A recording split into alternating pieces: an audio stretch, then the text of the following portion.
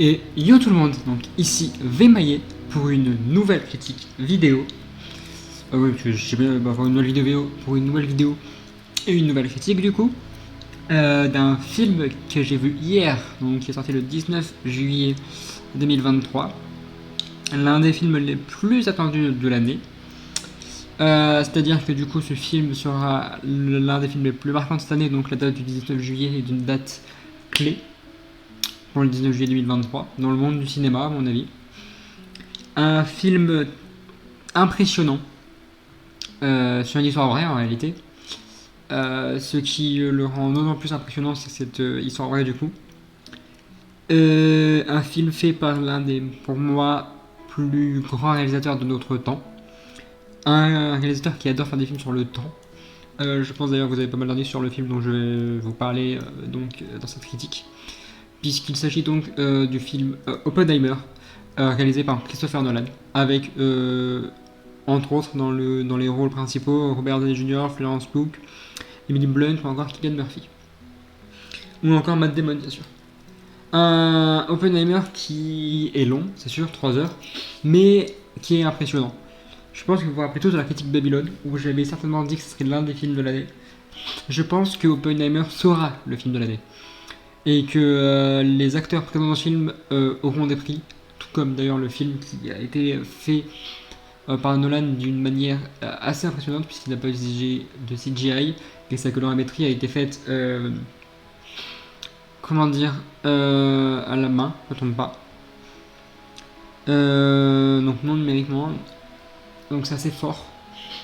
Et qu'il a fait aussi dans une pellicule IMAX 70 mm, on ne trouve pas donc en France. Donc c'est l'histoire donc, de l'inventeur de la bombe nucléaire, J. Robert Oppenheimer, dont on va parler d'ailleurs pour moi. Parce qu'en fait, dans ce film, on a une sorte de dualité tout au long du film assez impressionnante entre le personnage de J. Robert Oppenheimer, l'inventeur de la bombe nucléaire, joué par Cillian Murphy, et Lewis Strauss, d'un des futurs secrétaires d'État et quelqu'un qui travaille donc à l'EC, la EC d'ailleurs, joué par Robert Downey Jr. C'est assez impressionnant ce jeu d'acteurs des deux. Pour moi, ces deux méritent l'Oscar. Franchement, vraiment, pour la performance qui est assez impressionnante. Un Cillian Murphy qui retrouve l'aspect sombre qu'on pouvait voir dans les petits blinders dans des films assez sombres. Et qui, pour la petite histoire, est d'ailleurs pour la première fois de sa vie le héros de sa propre histoire, enfin du film, et non l'un des antagonistes comme on a pu le voir dans beaucoup de films dans lesquels il a joué. Donc ça fait que c'est un film dont il est le héros, donc c'est son personnage à lui, c'est vraiment son jeu à lui. Avec un Oppenheimer qui, grâce au montage, grâce au talent d'acteur aussi du personnage là, grâce à toutes les techniques utilisées, a fait cette bombe nucléaire, mais en fait n'en est pas vraiment fier. Et qui va d'ailleurs, on s'en rend compte au fur et à mesure du film qu'en fait s'il a fait ça, c'est parce que c'est un génie qu'il avait fait donc une prouesse technologique qui voulait juste, dans le monde de science, prouver un truc, qui voulait pas que ça fasse donc des bombes nucléaires qu'on larguait sur Hiroshima et Nagasaki. Et c'est donc un peu une fierté pour son avancée, mais aussi quelque chose de mal pour lui. Et le personnage de Louis Strauss, en fait, c'est un personnage, je pense, gentil au début du film, et qui au fur et à mesure du film, on montre qu'en fait, c'est lui l'antagoniste du film, que c'est lui le méchant, que c'est lui qui veut tout enlever à Oppenheimer, qui veut enlever tout son succès, qui se prend vraiment pour un heel, comme on dit dans le catch, et qui se comporte d'ailleurs comme un heel en disant bah, s'il est s'enlève, c'est grâce à moi, des choses comme ça, donc c'est assez fort. C'est d'ailleurs comme ça que Robert Downey Jr. est très fort. Et c'est pas en fait la seule fois où Oppenheimer est avec quelqu'un d'autre, parce qu'il est souvent en fait dans le film comparé ou souvent avec d'autres personnages. D'ailleurs, le plus impressionnant, le plus normal, c'est qu'il était marié à Catherine Oppenheimer, qu'il appelle tout le temps Kitty, donc joué par Emily Blunt. Un personnage très fort, parce que en fait, c'est une femme forte qui accepte pas tout ce qui se passe pour Oppenheimer, parce qu'à cause de Lewis Strauss, il va finir en procès, il va perdre sa carte son habilitation. Il va donc devoir s'expliquer, devoir déballer toute sa vie, parce qu'elle déteste elle c'est vraiment une femme forte qui veut que son mari se batte, qui elle se bat, qui a fait partie donc, du parti communiste là, à l'époque où c'était pas vraiment bien aimé, mais qui le montre, même si elle le cache un peu, c'est quand même une femme forte qui a des convictions et qui joue très bien. Emily Blunt joue très bien ce rôle. C'est d'ailleurs pas la seule, puisque il y a plusieurs autres acteurs qui ont des rôles très marquants.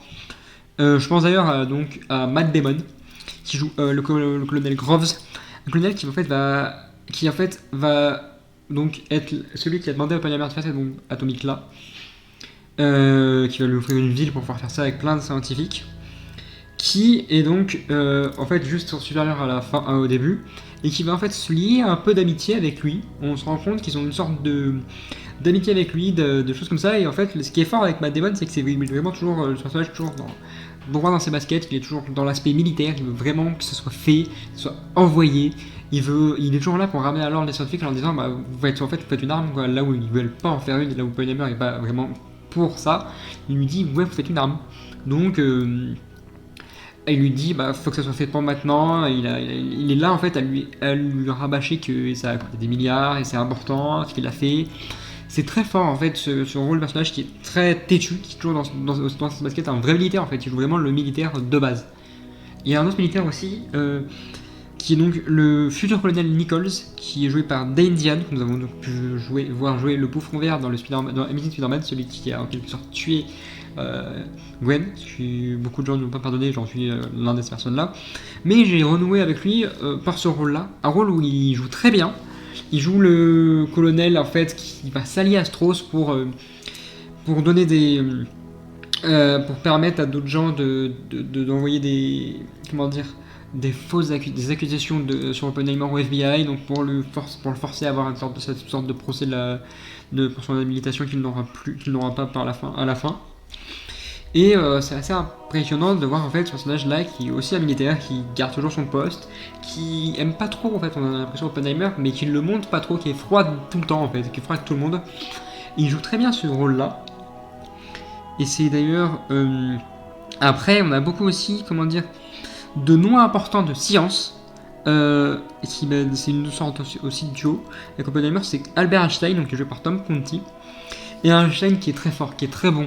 On le voit peu, mais j'ai l'impression en fait que l'homme qui le joue, là, Tom Conti, jouait vraiment Einstein, on a vraiment Albert Einstein face à nous, qui avait fait sa théorie il n'y a pas si longtemps que ça, qu'Oppenheimer arrive à se faire connaître, à faire ses avancées, à arriver là.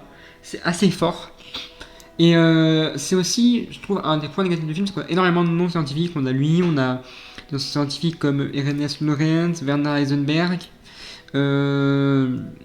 on a plein, Boris Bach, Hans Bethe, Niels Bohr, Roger Robb, Robert Scherber, il y en a plein de noms en fait. Isaac Rabi, d'ailleurs, Hans Bethe est celui en fait, juste pour faire un petit parler sur lui, qui aurait pu trouver les erreurs d'Einstein. Mais en fait, il y a beaucoup de noms.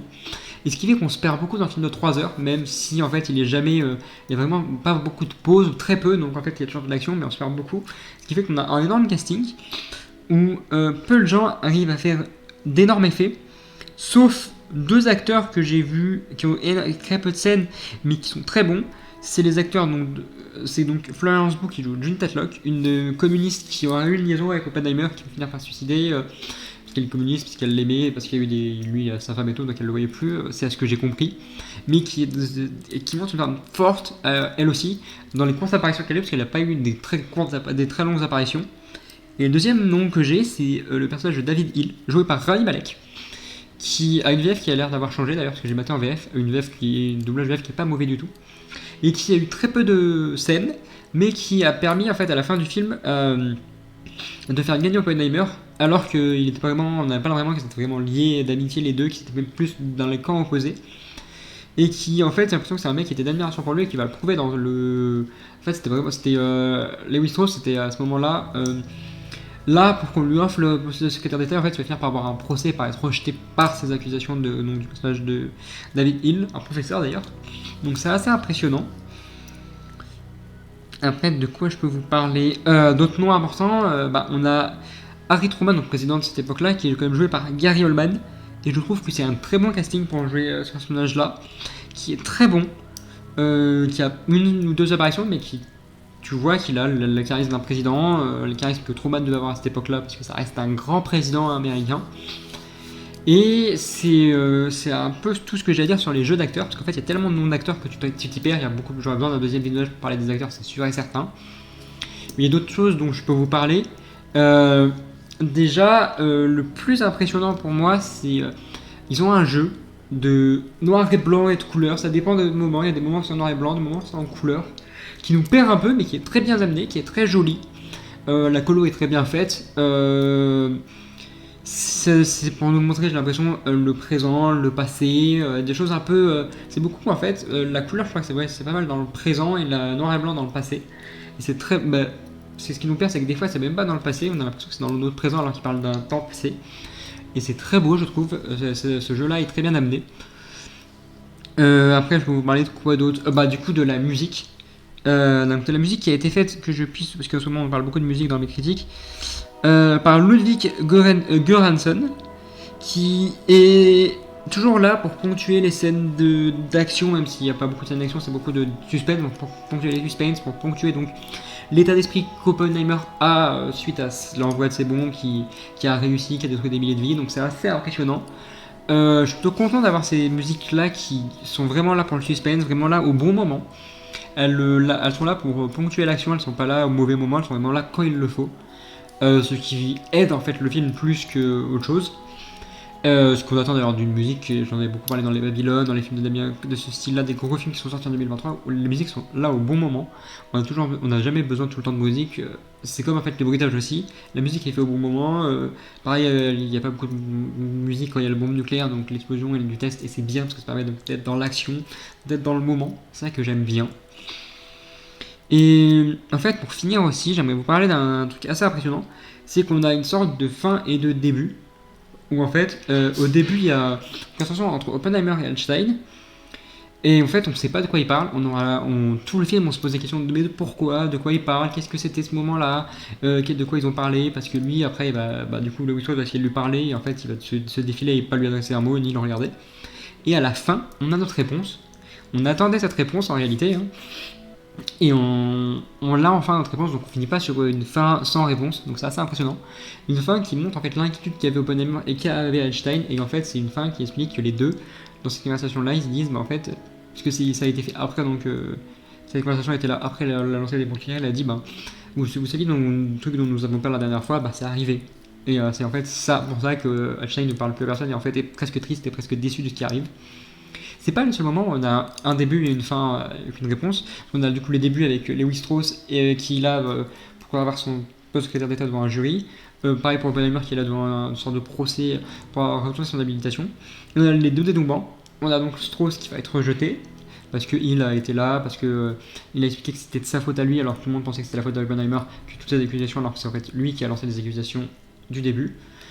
Et on a donc Oppenheimer qui va être refusé son habilitation, mais qui va gagner quand même qui va garder son statut de loyaux. En fait, il fallait aussi prouver qu'il était loyal aux États-Unis. Il est loyal pas au communisme, mais du coup au parti.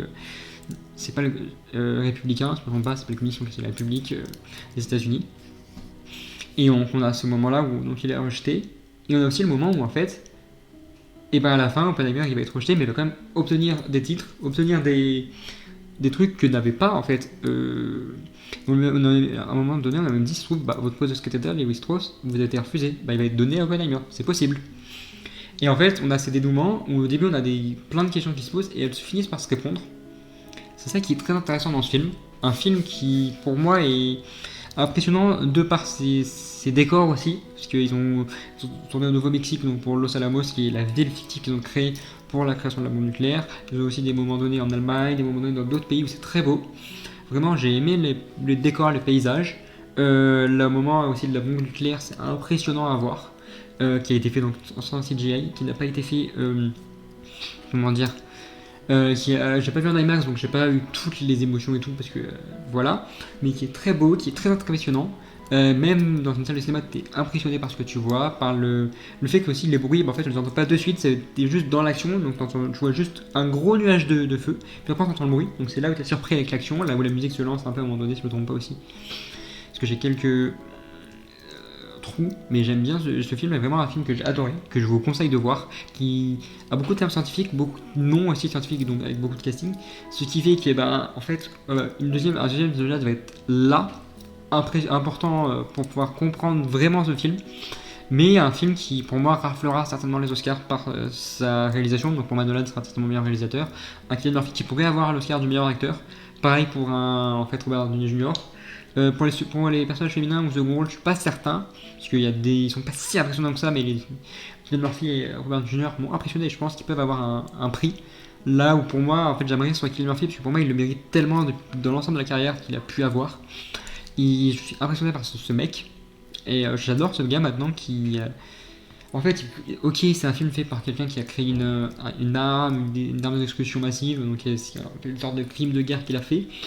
Mais en fait, c'est un film assez complexe qui nous explique la complexité de la science, de pourquoi il l'a fait. Il était forcé de le faire pour son pays, parce qu'on l'armée l'a forcé à le faire, le président l'a forcé à le faire, et puis il voulait aussi prouver une avancée scientifique, donc il était obligé de le faire, mais il voulait pas faire d'armes. Donc en fait, c'est quelqu'un qui est très complexe dans sa tête, qui a des moments noirs, des moments où en fait il est d'un côté scientifique, mais d'un côté il faut lancer une arme. Donc en fait, il est entre deux camps, le cul entre deux chaises. En fait, c'est un peu ça. Et on se rend compte en fait de la dualité de ce personnage qui est très complexe, très impressionnant à comprendre, qui est très dur à comprendre. Je pense que c'est aussi pour ça qu'il faut un troisième visionnage. Et après, c'est vraiment un film que je vous conseille de voir au cinéma. Je l'ai vu dans un pâté et je suis très content d'avoir pu le voir dans ce film. Qui a quelques points négatifs. Il est long, 3 heures, c'est vrai que c'est long.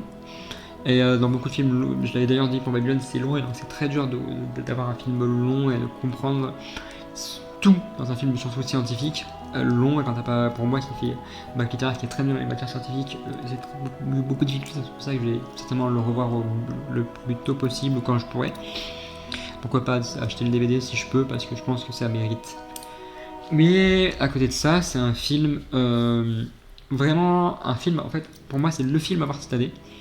Un Nolan qui s'est pour moi dépassé. Il a fait d'énormes films et je pense que ça va être l'un de ses meilleurs films de sa carrière. Je sais pas si ça va être son dernier parce qu'il a encore le temps et j'ai beaucoup dit à des amis, beaucoup dit que ça pourrait être son dernier, mais c'est peut-être pas son dernier, mais c'est, je pense, l'un des plus impressionnants qu'il a pu faire avec gagnant. Je pense qu'il a gagné la maturité sur ses films, donc il était des trucs beaucoup plus impressionnants. Ça parle pas du temps cette fois-ci en réalité par rapport à ses derniers films, donc Tenet, Interstellar, Inception, des choses comme ça, mais ça parle plus d'une histoire vraie. D'un réalisateur qui a choisi un casting mais magnifique. Pour moi, Cillian Murphy, Robert Oppenheimer, c'est le rôle parfait. Pareil pour Lewis Strauss, qui est joué par Robert Downey Jr. Pareil pour la personne qui joue Heisenberg, donc qui est Matthias Schweighöfer, qui est pour moi le parfait. Pour Tom Conte par Albert Einstein, franchement, avec les perruques et tout, c'est parfait, c'est vraiment lui, pour moi, par rapport aux images qu'on a pu avoir sur lui.